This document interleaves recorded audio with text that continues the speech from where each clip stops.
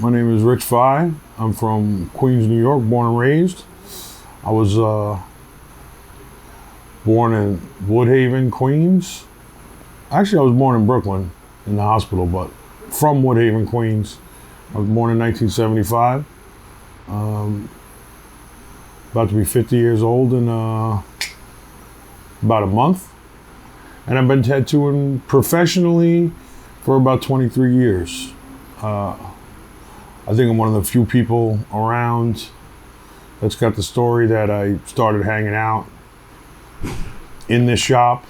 I hang around at the shop, became the apprentice of the shop, became a worker at the shop, and now eventually own the shop. I've never really, other than doing a day here and there at other shops, I've never worked in any other shop but this, R&D Queens and R&D Tattoo in Queens, New York. So I was working in corporate America. It was not for me. I hated it. So I was a little older when I started tattooing. In my later 20s, I kind of fell into tattooing by accident. I was always an artist, but I was more like doing graffiti and punk rock flyers and 7-inch covers for hardcore bands and stuff like that. I was never planning on being an artist as a job. And then I have one cousin, my cousin Eric, who actually I got my first tattoo with when we were like way underage. He would always tell me to, I should do tattoos and blah, blah, blah, blah, blah.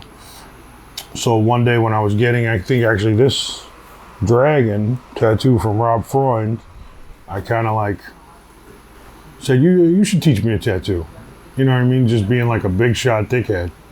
And he was like, oh, you think you're a hot shot? You think you can do this? Like, after we finish this tattoo, we'll switch spots. You can tattoo yourself and see what it's like. After I finished this tattoo, I switched turns and switched sides, and I tattooed myself with the setup that Rob had just used on me, and I like fell in love with it. I was like completely, after I did that tattoo, I couldn't think about anything else. It was actually pretty nuts. I was always like a dude from like Jamaica Avenue, Liberty Avenue, and stuff like that. So I always wore like my like Timberlands, like all like open and loose and shit like that. And my ankle, which is where I did my first tattoo, was so swollen that even though my Timberlands were untied, those boots were still tight. I fucking grinded my fucking ankle. Fucked it up pretty good. Still there though. My ankle's still there, and so is the tattoo. It's this tattoo right here, this ugly little skull. This I did on myself later on. But yeah, this one. It was swollen out to here. Crazy. Now wait for the train. So we're out here on 110th Street, Liberty Ave. This train's going over. It's the block I grew up on, 110 and Lib. Well, block and a half that way. Born and raised here. I moved here when I was 12 years old from Jamaica Avenue, moved to Liberty Avenue, and I lived here only a couple years ago. I have a lot of love for this neighborhood, and this is home. This is where I feel most at home. 110 and Liberty, right here, see? 110th Street.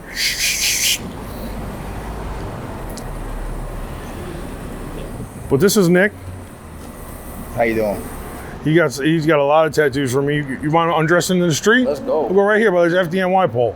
They don't make these anymore. Yeah, Richie did pretty much everything on me except for 2 pieces. I got 2 pieces from Kubo. Other than that, R.I.P. Kubo. Yeah, R.I.P. Kubo. Other than that, I mean, Rich did everything from here. Show him this big Jesus. Like a big Jesus piece over here. The big Jesus. Show him your back. You got him naked in the streets. Naked on Liberty Ave.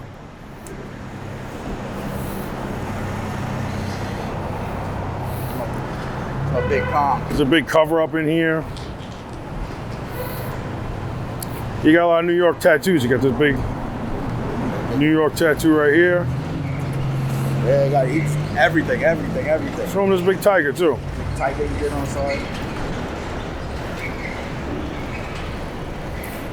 So this shop has been open since 1997. It used to just be the room next door, which was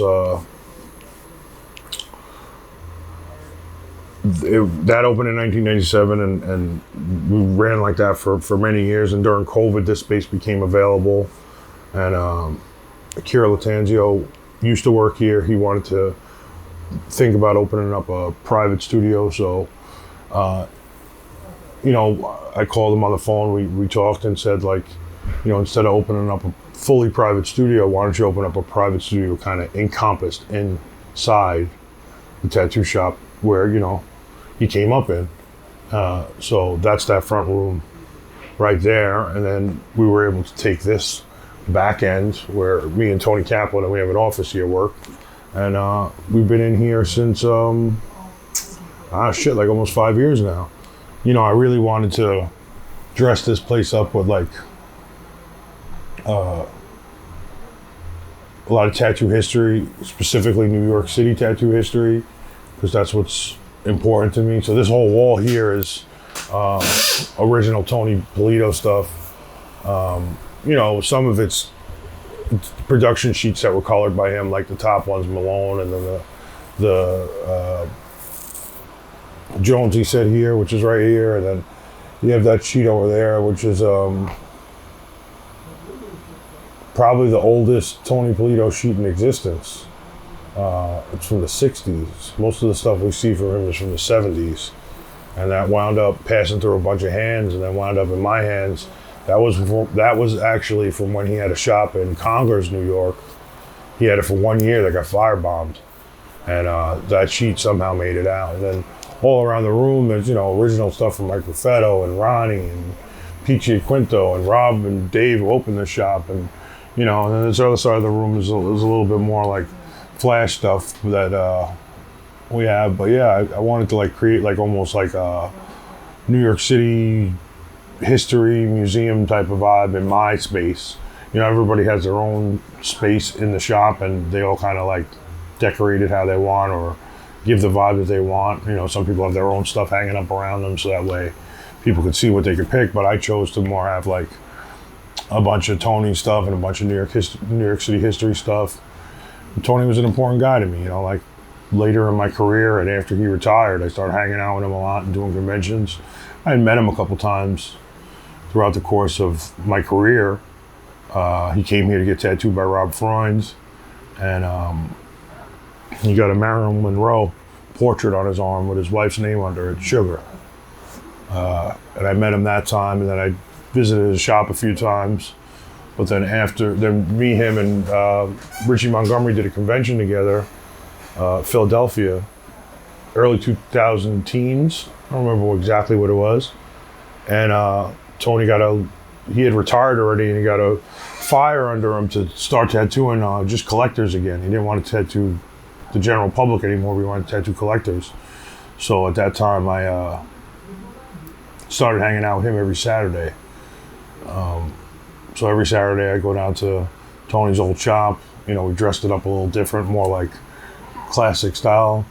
And he would just tattoo people from all over the world. Like every Saturday, like I'd get in and he'd be like, "Who's coming to see me today?" And I would be like, "A dude from Brazil and a dude from Japan." You know what I mean? It was like a crazy, like just people paying homage to what he did for New York City tattoo culture. He's in a city that has so many iconic people in the history of New York City tattoo culture. He's an important figure. He kept it alive during the 70s. And that's the, kind of the heyday after the Bowery heyday was the 70s.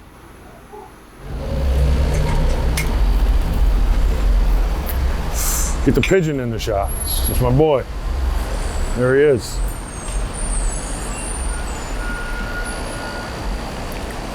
Yeah, so I've been sitting out on this fucking street smoking cigarettes for 23 years or something like that. This neighborhood has changed a lot. It used to have like all the cops and the firemen coming up from here from Upper Glendale, and then down Ridgewood, you had, you know, I would do all Puerto Rican flags and stuff like that, and that's what I cut my teeth on, like tattooing Puerto Rican flags, tattooing script, stuff like that. That was like the main part of you know, the business. But now that's all gone. You know, it's all hipsters down there, like, you know, whatever you want to call them, transplants, hipsters or whatever. They're all down there, and you know, it's cool. They get cool tattoos, but like a lot of the character of the Brooklyn side of the area is really kind of went down the tubes, but still in Queens, so we're still holding it down. Holding it down. What up, Heck? You want to be on this video? What is it? They're doing a documentary. Huh? They're doing a documentary about me. Oh, cool. This is Hector. He's been on the block forever. Yeah. All right, Heck. It's a great guy, man. Great guy. A beast with the tattoos. Appreciate you. Yeah, we appreciate you.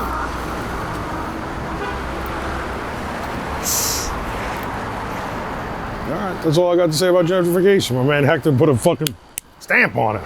Put a stamp on it. Man, God.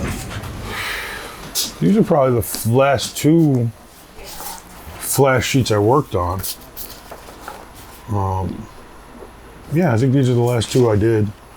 Other than like, you know, some. I'm trying to. I'm like. I've always suffered from like bad anxiety, so like I always got to keep busy. Like when I'm not busy, I fucking go crazy. So, I mean, it's probably why I've been pretty proficient in doing flash. I mean, this is, you know, unfinished, but this is one of the latest things I'm working on, but it's really not a tattoo. It's just some artwork that I'm gonna maybe make prints of, and I'm also gonna let my friend who got like a weed serve use it as their weed bag. So that's gonna be on the weed bag and shit. So that should be cool. Some real New York shit.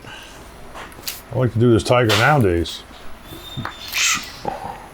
Yeah, just, you know, old shit. I'm always constantly making stuff. But like I said, that's more has to do with me not losing my fucking mind more than I think it has to do with this sheet. Did this sheet right after my friend Peachy Quinto passed away. These were all original designs by him. Peachy Quinto is a really, really important guy in Queens tattoo history that nobody ever really talks about.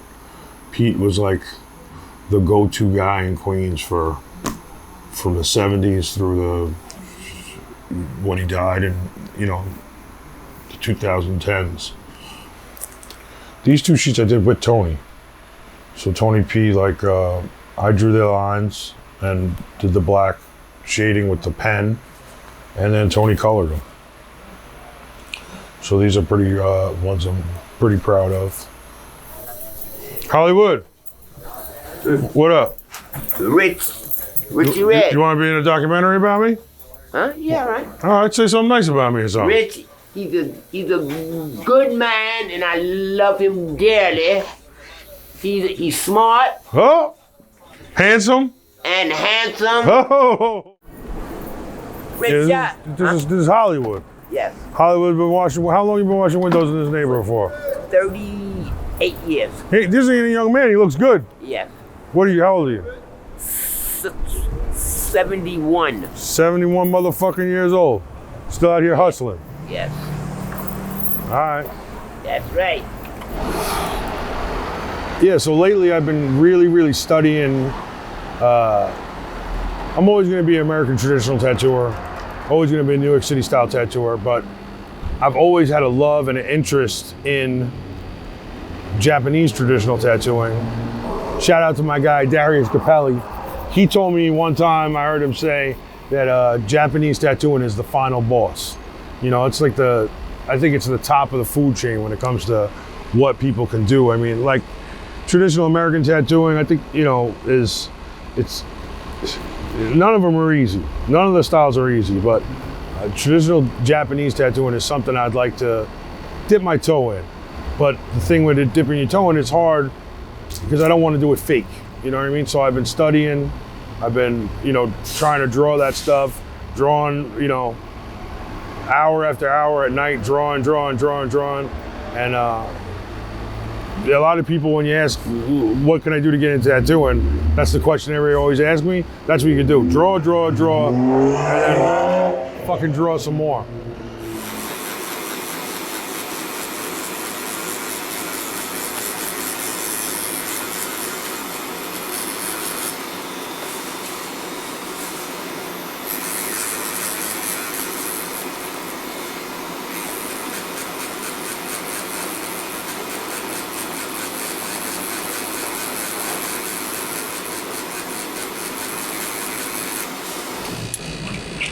So yeah, what I was talking about before, with the current state of tattooing, and I don't mean to be a complainer, because I'm not a complaining type of guy. I love tattooing, it's my favorite shit in the world.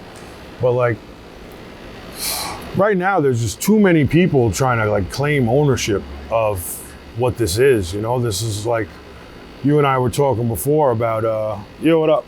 You and I were talking before about, shit being punk rock. Tattooing is supposed to be punk rock. You know what I mean? It's like, this job is a job that's not supposed to have rules. So all these people trying to write all these rules about, I'm some guy who's, traditional guy in the middle of the country who's saying it's loyal to the coil and this, that, and that. This is all bullshit. Get it the fuck out of here. You know what I mean? Just do your job. Do it right. Do it nice. It doesn't matter how you get there.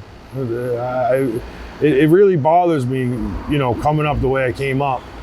Who I came up very pure as a making my own needles and mixing my own ink and learning all those things from Dave and Rob. For now, people to be like, oh, these person don't do it right, that person don't do it right. There's no rules. The bottom line is a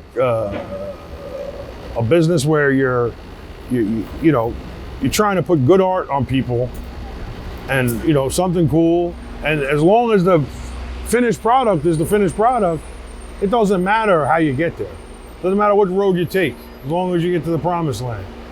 Especially hanging around guys like Tony for as long as I did. Like, I'd ask him, like, what did you do back then for this? What did you do back then for this? I'd ask him all these questions about what he did, and his answer would always be, "What do you care what I did? You don't even have to do that anymore." That was and that's the best answer. I said, how'd you get the green? What'd you mix in your green pigment in order to get it so good? He said, anything wet. He said, I think liquor, cologne. He said, I put anything in the, as long as it got, oh, we just got an accident right there. It's the designs. It's never been about what you use. If you want to be pure, go ride a fucking horse into a fucking cave and poke it in with a fucking chicken bone. That's pure. Then you can fucking say some shit to me if you can fucking tell me that that's what you did, like a fucking caveman did it. If you don't do it like a caveman did it, fuck off. That's all I got to say about that. Some Forrest Gump moment.